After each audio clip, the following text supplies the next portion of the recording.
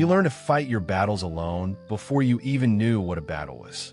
Not because you were strong, but because no one came when you called. There's a specific kind of silence that shapes a child. It's not the silence of peace. It's the silence that follows a cry for help that goes unanswered. And somewhere in that silence, you made a decision. A decision so quiet, so automatic, that you didn't even know you were making it.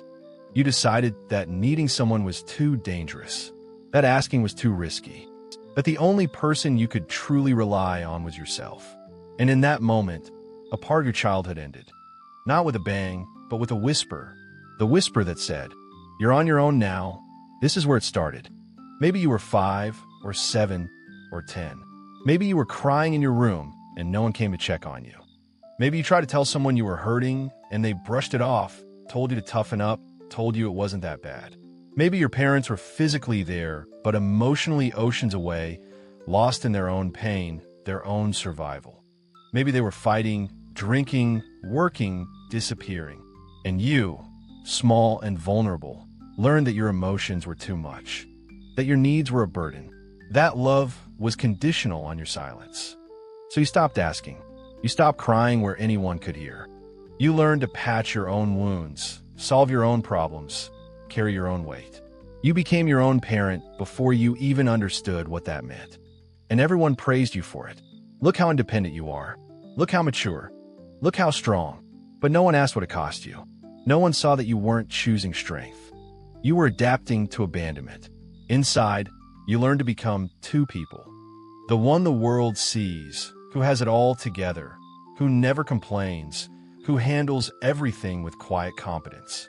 And the one underneath, who is still that child, still waiting, still hoping that maybe, just maybe, someone will notice you're drowning and reach out without you having to ask. Because asking feels impossible now. It feels like standing on the edge of a cliff, naked and exposed, waiting to be rejected all over again. So you don't ask. You suffer in silence. You carry weight that would break most people, and you do it with a smile because that's what you learned to do. You learned that your value comes from what you can handle alone, not from who you are. You learned that connection is conditional, that people only stay if you don't need them too much. That vulnerability is a trap door to abandonment. Psychologists call this emotional neglect, and it's one of the most invisible wounds a child can carry. There's no bruise to point to, no specific moment of obvious trauma, just an accumulation of moments when you needed someone and they weren't there, when you needed comfort and received criticism, when you needed to be seen and were overlooked. This creates what attachment theory calls an avoidant attachment style, but it's so much more than a label. It's a nervous system that learned danger lives in closeness. It's a brain that wired itself for hyperindependence as a survival strategy. It's a heart that armored itself because staying soft was too painful. You developed what trauma therapists call hypervigilance, a constant scanning for signs that you're too much, that you're about to be abandoned, that you need to handle everything yourself before someone has a chance to let you down. And beneath all of it is a core belief that whispers on repeat. I am alone. I have always been alone. I will always be alone. Now, as an adult, this pattern runs your life in ways you might not even recognize. You're the friend everyone leans on, but you never lean back. You're the one who solves problems, gives advice, shows up for others, but when it's your turn to struggle, you disappear. You ghost. You minimize. You say, "I'm fine," when you're falling apart. In relationships, you pick people who are emotionally unavailable because unconsciously that feels familiar. That feels safe. Because if they can't give you what you need, you never have to risk actually needing them. Or you pick people who need you, who lean on your strength, who confirm your role as the strong one, the provider, the rock. But you never let them see you crack. You never let them hold you. Because letting someone hold you means trusting they won't drop you. And trust feels like standing on ice that's already cracking beneath your feet. You overfunction in everything. You take on too much, give too much, do too much. Not because you want to, but because stopping feels like failing. Resting feels like weakness. Asking for help feels like admitting you were never really strong to begin with. And the terrifying truth is, you don't even know who you'd be if you weren't carrying everything. Your identity is wrapped around your capacity to endure, to handle, to survive alone.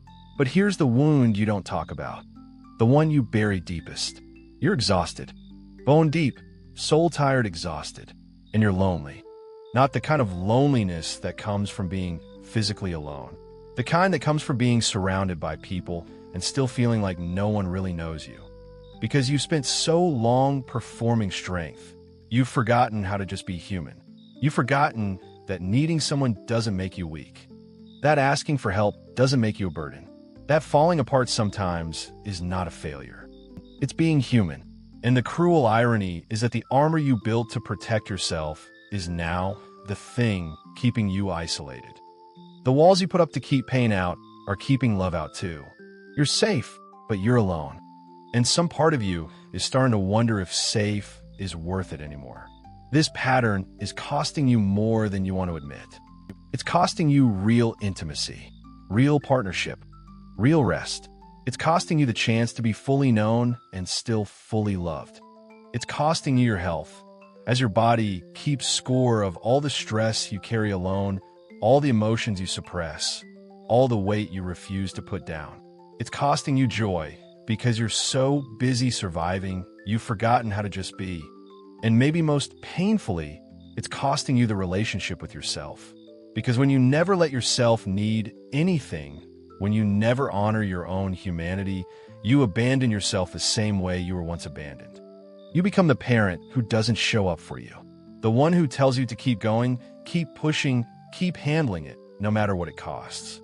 And that child inside you, the one who learned to fight alone, is still fighting, still trying to prove their worth, still trying to earn love by being strong enough that no one has to take care of them, still believing that if they just handle everything perfectly, maybe then someone will see them. Maybe then someone will stay. But healing begins when you stop fighting. When you put the armor down, even just for a moment, and let yourself feel how heavy it's been. Healing begins when you understand that what happened to you wasn't your fault, but what happens next is your choice. You can keep running the same pattern, keep pushing everyone away, keep proving you don't need anyone. Or you could do the hardest, bravest thing you've ever done. You can let someone in. Not all the way, not all at once, but in small, terrifying, beautiful increments. You can start by admitting to yourself that you're tired, that you're lonely, that you want connection, even though it scares you. You can start practicing what therapists call rupture and repair, allowing small moments of vulnerability and seeing that people can handle it, that they don't leave, that your needs don't destroy relationships. You can learn to reparent yourself, to speak to that child inside you with the kindness they never received, to tell them, you were never too much. You were just surrounded by people who didn't have enough to give. You can learn that boundaries aren't walls, that saying, I need help isn't weakness, that letting someone see you fall apart is sometimes the strongest thing you can do. You can learn that your worth isn't measured by how much you can carry alone. It's inherent. It's not earned. It just is. And slowly, if you let yourself, you can learn that connection doesn't always end in abandonment, that some people will stay, that some people want to know the real you, not just the strong version, that being needed and needing others can coexist, that interdependence, not independence, is actually what we're wired for. You can learn that rest isn't laziness, that falling apart isn't failure, that asking for what you need is not a sign you're broken. It's a sign you're finally healing. It's a sign you're finally coming home to yourself, to the child who learned to fight alone, not because they were a warrior, but because they had no choice. And now, finally, you have a choice. You can keep fighting alone, or you can let yourself be held. You don't have to carry everything anymore. You never did. And the moment you let that truth in, really let it in, is the moment everything changes. Not because your life suddenly becomes easier, but because you finally stop making it harder than it has to be. You finally stop abandoning yourself. You finally come home.